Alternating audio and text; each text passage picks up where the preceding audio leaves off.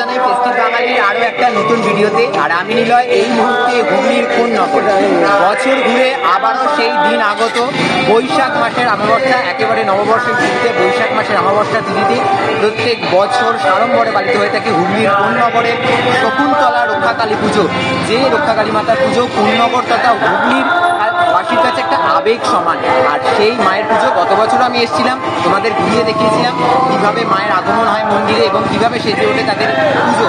এবছর 136 বছরে পদার্পণ করেছে শকুন্তলা মায়ের পুজো। বিশাল পুরানো পুজো, বুঝতেই পারছো বয়সটা অনেকটা বেশি প্রাচীন। এবার একেবারে মন্দিরের সামনে দাঁড়িয়ে রয়েছি, একদম মণ্ডপের সামনে থেকে সরাসরি চলে যাবো মন্দিরে এবং তারপর মায়ের যেখানে প্রতিমা তৈরি হয় সেখানে সব কিছু ঘুরে দেখাবো আজকের এই ভিডিওতে। ঘড়ির কাঁটায় প্রায় 4:30 এই মুহূর্তে আমরা এসে উপস্থিত হয়েছি হুগলির কোন নগরের শকুন্তলা মায়ের পুজোর একেবারে সামনে। আর এবছর মায়ের পুজো 136 বছরে পদার্পণ করেছে। দারুণভাবে প্রত্যেক বছর তাদের এই পুজো সেজে ওঠে। এই পুজোকে ঘিরে একটি বিরাট মেলারও আয়োজন হয় এবং এই পুজো টোটাল যে কোন্নগর এবং হুগলিবাসীর কাছে এক আবেগ সমান। লাখো লাখো ভক্তের সমাগমে প্রত্যেক বছর সাড়ম্বরে অনুষ্ঠিত হয়ে আসে এই শকুন্তলা মায়ের রক্ষাকালী পুজো। এবং এই পুজো মানে মায়ের যে পুজো, মা এখানে খুব জাগ্রত এমনই মনে করেন। ইতিমধ্যেই 4:30 বাজে এবং ভিড় ইতিমধ্যেই শুরু হয়ে গেছে। আজকে সকাল থেকে জল ঢালার যে প্রক্রিয়া, বেদিতে জল ঢালার মায়ের বেদিতে, সেটা চলেছে। দণ্ডি কাটার যে প্রক্রিয়া সেগুলি চলেছে এবং কিছুক্ষণের মধ্যেই মা তার প্রতিমা যেখানে তৈরি হয় সেখান থেকে চলে আসবে মন্দিরে, সেই প্রক্রিয়াও শুরু হবে। মায়ের যে বেদি স্নান করাতে নিয়ে যাওয়া হবে সেটাও আমি একটু পরেই তোমাদের দেখাবো। এই মুহূর্তে তোমাদের ভিড়টা এক ঝলক দেখাই। একদম মন্দির বরাবর হাঁটছি, এই রাস্তা দিয়ে কিছুক্ষণ পর মায়ের প্রতিমা আসবে, তখন এই রাস্তায় একেবারে জনপ্লাবন নামবে এই রাস্তায়। আর এই হচ্ছে এখন ঠিক ভিড়ের চিত্রটা। মানুষ কিন্তু ইতিমধ্যেই রাস্তায় বসে পড়েছেন।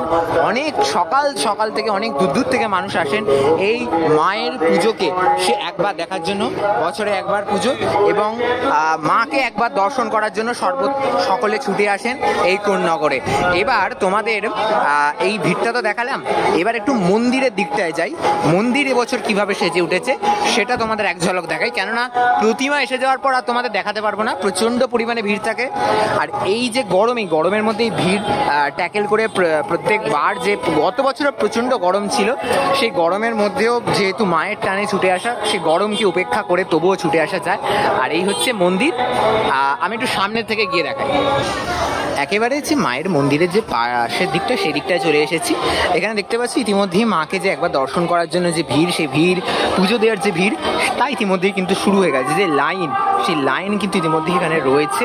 আর এই হচ্ছে মায়ের মন্দির চত্বর একেবারে। আর মায়ের যে মূল বেদি সেটি এখান দিয়ে দেখা যাচ্ছে। মন্দিরে তো ভেতর প্রবেশ নিষেধ, আমি মায়ের মূল বেদিটা তোমাদের দেখাবার চেষ্টা করি।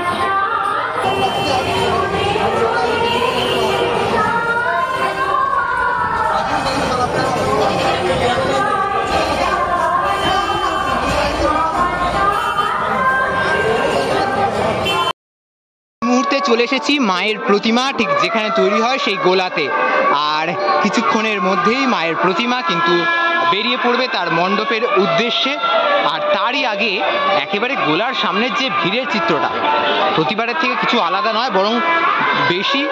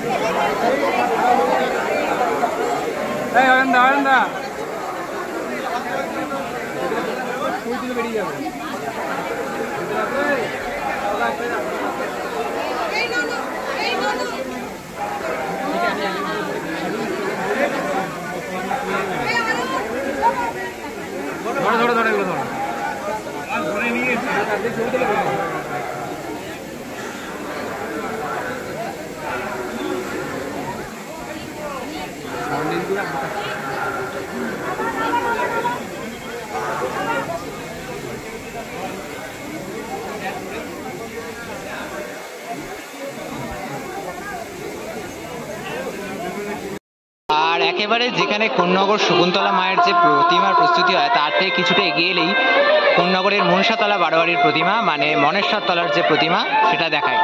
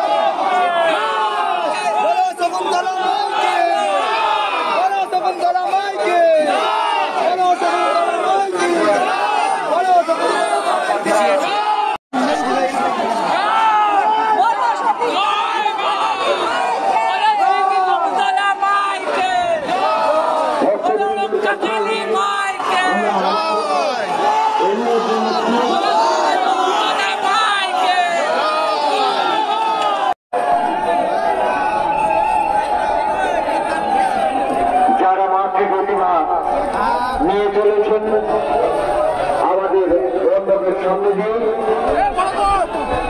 তাদের আমরা বিশেষভাবে অভিনন্দন জানাচ্ছি আমাদের পূজা মানুষের পক্ষ থেকে। আমাদের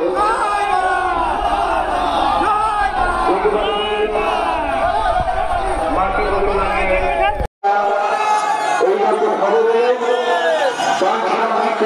সামনে চলে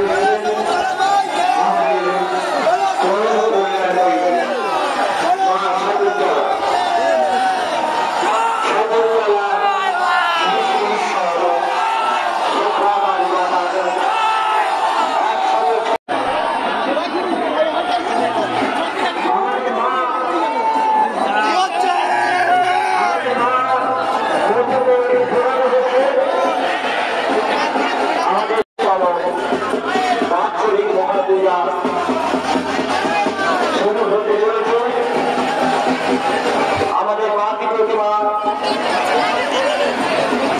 মন্দিরের বেদিতে বসানো হয়ে গেছে।